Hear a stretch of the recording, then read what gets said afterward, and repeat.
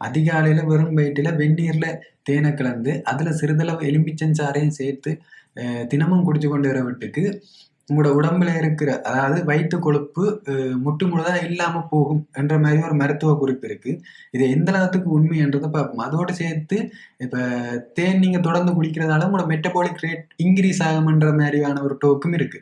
முதல்ல அந்த metabolic rate increase ஆகுறதுன்றதை பற்றி அது எந்த அளவு உண்மைன்றதை பார்ப்போம். இப்போ மெட்டபாலிக் ரேட் இன்க்ரீஸ் ஆகுறதுன்றதை என்ன ரீசனால அப்படி சொல்றதுன்னு பார்த்தா தேன்ல வந்து அதாவது ரோ ஹனின்னு சொல்லுவாங்க. இப்ப சுத்தமான தேன், இப்ப சுத்தமான தேன்ல புரதத்தை சமபாடடைய செய்யறதுக்கான பெப்டினேஸ் போன்ற என்சைம்ஸ் இருக்குது. என்சைம்ஸ் இந்த நொதியங்கள், இந்த நொதியங்கள் என்ன செய்யும்னா உங்களோட புரத சமபாட்டை வினைத்திறனோட செயற்படுத்தும். இப்ப வினைத்திறனோட என்ன மாதிரின்னா இப்ப நீங்க புரத உணவுகளை உட்கொள்ளும் போது அதுகளை உடைத்து சிறிய சிறு மூலக்கூறுகளை கொடுக்கறதால உங்களோட உடம்பால வினைத்திறனா அகத்துறிஞ்சப்பட போகுது. இப்ப இதுக்கு அந்த தேன்ல இருக்கிற அந்த பெப்டினோஸ் என்சைம் வந்து சிறந்த முறையில உங்களுக்கு உதவி செய்ய போகுது. எப்படி என்ன இப்ப சொல்லியிருப்பினா அதை நீங்க தேனை வந்து வெந்நீரோட சேர்த்து தான் குடிக்கணும். இப்ப வெந்நீரோட சேர்த்து குடிக்கிறதால என்ன நடக்க போகுதுன்னா இப்ப என்சைம்ஸ் தொழிற்படுறதுக்கு ஒரு மிதமான வெப்பநிலை தேவை. அந்த மிதமான வெப்பநிலை வந்து இப்ப நீங்க வெந்நீரோட சேர்த்து தேனை கொடுக்கறதால அந்த என்சைமுக்கு வேண்டிய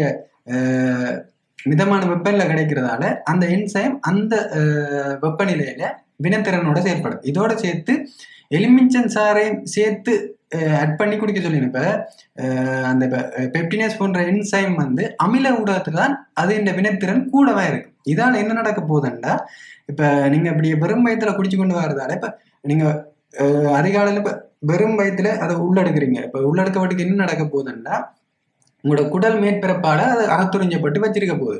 அப்ப நீங்க புரத சாப்பாடுகளை நீங்க உள்ளடக்க விட்டுக்கு அதன் பிறகு நீங்க புரத சாப்பாடுகளை உள்ளடக்க விட்டுக்கு அந்த புரதம் வந்து இலகுவாக உடைக்கப்பட்டு அவை வந்து வினைத்திறனோட உங்களோட உடம்புல சேரப்போகுது. இப்ப புரத உணவுகள் வந்து வினைத்திறனோட அகத்துறிஞ்சப்படுறதால உங்களோட உடம்புல வந்து புரதம் சேர்ற வீதம் வந்து கூடவே இருக்க போகுது. இப்ப புரதம் சேர்ற வீதம் கூடவே இருக்கிறதால இதுல இருந்து எவ்வாறு இப்ப அனுசவ வீதம் கூடுது, அதாவது இப்ப உங்களோட மெட்டபாலிச ரேட் இன்க்ரீஸ் ஆகுதுன்னு பார்த்தா நீங்கள் புரத உணவுகளை கூட கூட உள்ளெடுக்க விட்டுக்கு உங்களோட உடம்புல வந்து புரதம் கூடுதலாக சேரப்போகுது. இப்ப புரதம் கூடுதலாக சேர்றதால இப்ப உங்களோட உடம்பு ஓய்வு நிலையில இருக்க விட்டுக்கும் உங்களோட உடம்பை மெயின்டைன் பண்றதுக்கு கலோரி நீட்ஸ் இருக்குது. இப்ப எனர்ஜி தேவை இருக்குது. அந்த எனர்ஜி நீட்ஸ் வந்து எங்க இருந்து பூர்த்தி ஆக போகுதுன்னா இப்ப நீங்க சேமிக்கப்பட்டிருக்கிற கொழுப்புல இருந்தா அது உடைக்கப்பட்டு உங்களுக்கு தேவையான எனர்ஜி கிடைக்க போகுது.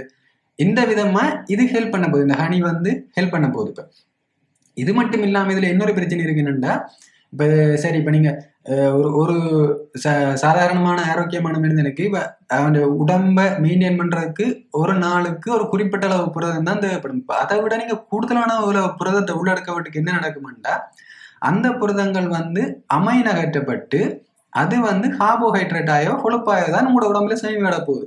அப்ப இது ஒரு பிரச்சனையாகத்தான் பெறப்போகுது. இப்ப நீங்க கூடுதலான அளவு புரதத்தை உள்ளெடுத்தாலும் கடைசியில வந்து அதிகம் வந்து ஃபெட்டா தான் ஸ்டோர் ஆக போகுது. இப்ப இதை நிவர்த்தி செய்யறதுக்கு என்ன செய்யணும்னா உங்களோட மசில்ஸ் கலங்களுக்கு நீங்க சிலது வந்து அந்த உங்களோட தொழிற்பாட்டை கொடுக்கணும். மசில்ஸ் கலங்கள்ன்ற தொழிற்பாட்டை நீங்க அதிகரிக்கணும்.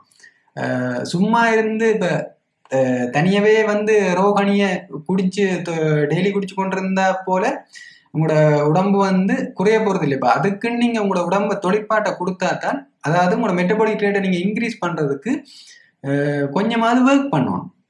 அடுத்தது இந்த நீங்க தேனை தொடர்ந்து குடிக்கிறதால இருக்கிற நன்மை என்னன்னா இந்த தேன்ல இப்ப என்சைம்ஸ் மட்டும் இல்லாம இதோட சேர்ந்து ஆன்டி ஆக்சிடென்ட்ஸ் இருக்குது. இப்ப ஆன்டி ஆக்சிடென்ட்ஸ் என்ன செய்ய போகுதுன்னா நீங்க இப்ப உங்களோட உடம்புல வந்து சமிபாடு நடந்து கொண்டிருக்க வீட்டுக்கு அந்த சமிபாட்டுல வந்து ஒரு கட்டமைக்கப்படாத மூலக்கூறுகள், அதாவது என்னன்னு சொல்றதுன்னா ப்ரீ ரெடிக்கல்ஸ் சொல்றது. இப்ப அதுல வந்து என்னன்னு சொன்னா அந்த இலத்திரன்கள் வந்து பேராயிருக்காது. அப்படியான மூலக்கூறுகளும் தோன்றும். அப்படியான மூலக்கூறுகள் எப்படி என்றால் உங்களோட உடம்புக்கு வந்து அது தீங்கு விளைவிக்கும். உங்களோட உடம்பு கலங்களுக்கு வந்து தீங்கு விளைவிக்கக்கூடியது. அதாவது வந்து அது ஆக்சிஜனேற்றம் கூடின மூலக்கூறுகளை தொழிற்பட போகுது.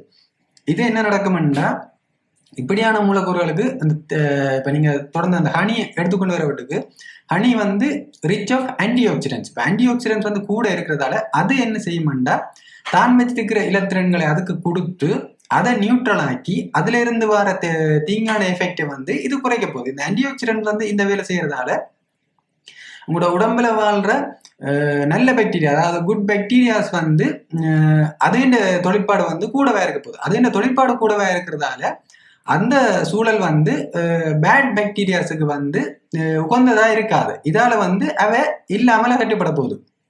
இது மட்டும் இல்லாம இந்த ஆன்டிஆக்சிடென்ட்ஸோட சேர்த்து ஃபீனோலிக் அண்ட் ஃபெல்வினாய்ட்ஸ் கம்பவுண்ட்ஸ் இருக்குது. இப்போ இங்கே தான் நாங்கள் மெயினான விஷயத்துக்கு வரோம். இது வரைக்கும் பார்த்தது வந்து உங்களோட உடம்பு வந்து உடம்புல வந்து என்ன மாதிரி மெட்டபாலிக் ரேட் இன்க்ரீஸ் ஆகுதுன்ற அளவுக்கு தான் இந்த எவிடன்ஸ் இருந்தது. அப்போ இப்போ வர வந்து ஃபீனோலிக் அண்ட் ஃபெல்வினாய்ட்ஸ் கம்பவுண்ட்ஸ் என்ன செய்ய போகுதுன்னா இவைதான் வந்து இன்னும் வினைத்திறனா செயற்பட்டு உங்களோட உடம்புல இருந்து கொழுப்பு கொலஸ்ட்ரால் என்னண்டு இல்லாம போறதுக்குரிய சான்றுகள் இனித்தான் பெற போகுது. இப்ப சரி, இப்ப உங்களோட உடம்புல வந்து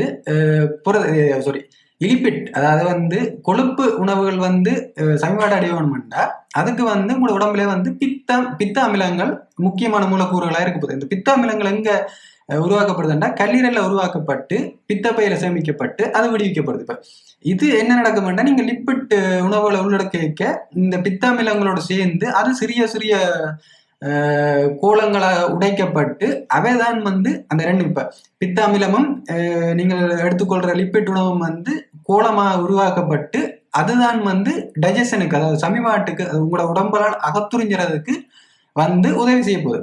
இப்ப இங்க என்ன நடக்க போகுதுன்னா அந்த ஃபீனோலிக் அண்ட் ஃபெல்வினாய்ட் கம்பவுண்ட்ஸ் என்ன செய்ய போகுதுன்னா இந்த பித்த அமிலங்களோட இவ போய் சேர்றதால உங்களோட உடம்புல வந்து லிப்பிட்டோட சேர விடாது. உங்களோட நீங்க உடம்புல உள்ளடக்கிற லிப்பிட்டோட வந்து இவன் சேர விடாம தடுக்கிறதால இந்த பித்த அமிலங்கள் வந்து அப்படியே உடம்புல இருந்து அகற்றப்பட போது அகத்துறிஞ்சப்படாமல். இப்ப பித்த அமிலங்கள் மீள அகத்துறிஞ்சப்படாம வெளியேற்றப்படுறதால உங்களோட உடம்புக்கு வந்து கொழுப்பு உணவுகளை உடைக்கிறதுக்கு பித்தம் தேவை. இப்ப இப்படியான பித்தத்தை இது திரும்பவும் வந்து உருவாக்கணும். இந்த பித்த உருவாக்கத்துக்கு வந்து இது என்ன செய்ய போகுதுண்டா எங்க இருந்து அந்த பித்த உருவாக்க நடக்க போகுதுண்டா உங்களோட உடம்புல சேமிக்கப்பட்டிருக்கிற கொலஸ்ட்ராலை பாவிச்சு அந்த கொலஸ்ட்ரால்ல இருந்தா இந்த பித்த அமிலங்களை மீள உருவாக்க போகுது. இதால உங்களோட உடம்புல இருந்து ஒட்டுமொத்தமா கொலஸ்ட்ரால் அளவு குறைய போகுது இந்த ஒரு செயற்பாட்டால. சரி, இது மட்டும் ஒன்று கேட்டா இதோட இல்லை. இப்ப இந்த ஃபீனோலிக் அண்ட் ஃபெல்வினாய்ட் கம்பவுண்ட்ஸ் என்ன செய்ய போகுதுன்னா ஈரக்கலங்கள்ல இருக்கிற அதாவது வந்து பேட் கொலஸ்ட்ராலை வந்து கரைக்கிறதுக்குரிய புரதத்தை இவ வந்து உருவாக்குறத தூண்டுது. இப்ப பேட் கொலஸ்ட்ரால் என்னன்னு சொல்றேன்டா உங்களோட குருதி குழாய்கள்ல குருதி ஓடிக்கொண்டிருக்க அந்த குருதி ஓடிக்கொண்டிருக்க கொலஸ்ட்ரால் வந்து சேர்ந்து ஓடிக்கொண்டிருக்க போகுது. ரத்தத்துல வந்து கொலஸ்ட்ரால் எல்லாமே இருக்கும். அப்ப அந்த கொலஸ்ட்ரால்ல வந்து என்ன நடக்கும்னா மூலக்கூறு குறைஞ்ச கொலஸ்ட்ரால்ஸ் என்னையும்டா அது ஓடிக்கொண்டிருக்க அந்த ரத்த குழாய்கள்ல மோதி மோதி மோதி மோதி அந்த கொழுப்பு படியங்களை, அந்த கொலஸ்ட்ரால் படியங்களை உருவாக்கி உருவாக்கி உருவாக்கி ஒரு கட்டத்துல வந்து ஒரு ஸ்பொஞ்சி மாதிரியான ஸ்ட்ரக்சரை உருவாக்கிடும். இந்த ஸ்பொஞ்சி மாதிரியான ஸ்ட்ரக்சர் என்ன செய்யும்டா குருதி குழாய்கள்ல இருக்கிறதால வந்து ரத்தம் ஓடுறதுக்குரிய பாதையை வந்து பிளாக் பண்ண போகுது. இதுதான் வந்து காலப்போக்கில் உங்களுக்கு வந்து அந்த கொலஸ்ட்ரால் வருத்தம்னு சொல்றது. இப்ப ரத்த குழாய்களை கொலஸ்ட்ரால் படிகங்கள் போய் அடைக்கிறது. இது எப்படி என்ன இப்ப நீங்க சிம்பிளா யோசிக்கலாம். நீர் இப்ப தண்ணி பைப்பில தண்ணி தொடர்ந்து ஓடிக்கொண்டிருக்கவட்டுக்கு என்ன மாதிரி பாசி போய் சேர்ந்து அதை அடைக்குமோ அதே சிச்சுவேஷன் தான் இங்கே நடக்க போகுது. இங்க வந்து கொலஸ்ட்ரால் வந்து உருவாக போகுது. இப்ப இந்த கொலஸ்ட்ரால் வந்து இது எல்லாம் என்னென்னு இல்லாம செய்யுதுண்டா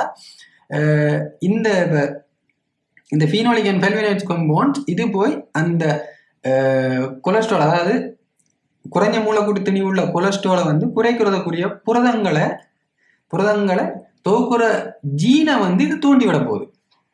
இதால ஒட்டுமொத்தமா அவங்களோட உடம்புல இருந்து இப்ப இந்த பேட் கொலஸ்ட்ரால் வந்து கரைச்சு குறைக்கப்பட போகுது. ஆக மொத்தத்துல இப்ப நீங்க தேனை தொடர்ந்து எடுத்துக்கொள்றதால உங்களுக்கு வந்து கூடுதலான பெனிஃபிட்டான எஃபெக்ட்ஸ் தான் வந்து இதுல கிடைக்குது. இதுல இன்னொன்னு நீங்க முக்கியமா கருத்துல கொள்ள வேண்டிய விஷயம், இப்ப நீங்க எடுத்துக்கொள்றது வந்து தேனான்றதை முதல்ல செக் பண்ணணும். இப்படி என்ன இப்ப கூடுதலான வந்து வியாபார நோக்கத்துல தேனுக்கு பதில வெள்ளப்பாக, அதாவது சீனிப்பானியையும் கரைச்சு அதையே தேனுன்னு சொல்லி விற்பனை செய்து கொண்டிருக்கீங்க. இப்ப இந்த ட்ரெப்ல நீங்க போய் மாட்டுப்பட்டீங்கன்னா இப்ப நீங்க குடிக்கிறது தேனா இல்லையாண்டே தெரியாம நீங்க அந்த எக்ஸ்பெரிமெண்ட்ல தோத்துதான் போயிருவீங்க. ஆக இந்த ப்ரொசஸ் வந்து நீங்கள் ஒழுங்கா செயற்படுத்தி கொண்டு வந்தா உங்களோட உடம்புக்கு வந்து நல்ல விதமான எஃபெக்ட்ஸ் தான் கிடைக்குமே தவிர அதோட சேர்த்து இப்ப நீங்க இன்னொரு விதமா இந்த சொல்லி கொண்டு வரலாம். இப்ப நீங்க வந்து அதிகாலையில வந்து தேநீர் குடிக்கிற பர்சனா இருந்தா இப்ப நீங்க இதை மேட்டீடா எடுக்க உங்களுக்கு தேநீர்ல இருந்து வர கலோரிஸ் அளவை கட்டுப்படுத்தி இதால வந்து கூடுதலான எஃபெக்ட்ஸும் இருப்போது. அதே நேரம் வந்து உங்களோட டைஜஷன் வந்து இலவா அமைய போகுது.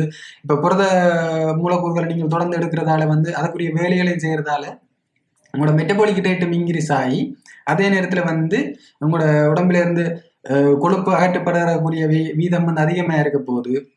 ஆக மொத்தத்துல இந்த ஒரு செயல்முறை வந்து உங்களோட உடம்புக்கு, அதாவது வந்து இது வந்து எங்களோட சித்தர்கள் மருத்துவம் மாதிரி. இதுல வந்து இப்ப நீங்க எடுக்கிறது வந்து எனிஹவ் ஒரு மருந்தே நீங்க எடுக்கல, நீங்க எடுக்கிறதைய வந்து உணவைத்தான் நீங்க மருந்தா எடுத்துக்கொள்ள போறீங்க. இதால வந்து எந்த விதமான பாதமான எஃபெக்டும் இல்லை. இப்ப மருந்து எடுத்துக்கொள்றதுக்கு நீங்க இதுகளை எடுத்துக்கொள்ளலாம். இதை எடுத்துக்கொண்டு கொஞ்சம் இதோடு சேர்த்து ஒரு ஒர்க்கை ஆட் பண்ணணும். இப்ப தனியே இதை எடுக்கிறதால நான் என்ன எஃபெக்ட் பெறும்னு சொல்லியிருப்பேன். ஏனென்றா அதே உங்களுக்கு பேக் போன் ஆகி திரும்பவும் கொழுப்பு படிகிற விதத்தை கூட்டுறதுக்குரிய எஃபெக்டும் வரும். எடுத்துக்கொள்றது தேனா இல்லையான்றத முதல்ல செக் பண்ணிட்டு அதுக்கு பிறகு நீங்க இதை எடுத்துக்கொள்றதால உங்களுக்கு பேக் ஃபயரா எந்த ஒரு எஃபெக்ட்ஸும் வந்து வர போறது இல்லை. ஓகே, அடுத்த வீடியோ இன்னும் கொஞ்சம் சுவாரஸ்யம் கூடின வீடியோவை தேடி எடுத்துக்கொண்டு வரேன். இப்ப இல்லாட்டி நீங்கள் ஏதாவது ஒரு விளக்கம், இப்படியான மருத்துவ குறிப்புகளுக்குரிய விளக்கங்கள், இப்படி பெனிஃபிட்டை குறைக்கிறதுக்குரிய மித்ஸ் அப்படி எதுவும் யோசிச்சு வச்சிருந்தா நீங்க சொல்லுங்க, நான் அதுக்குரிய விளக்கத்தையும் ஷேர் பண்றதுக்கு ரெடியா இருக்கிறேன். மேலும் ஒரு சுவாரஸ்யமான வீடியோவோட நான் அடுத்த காணொலியில் சந்திக்கிறேன். பாய்.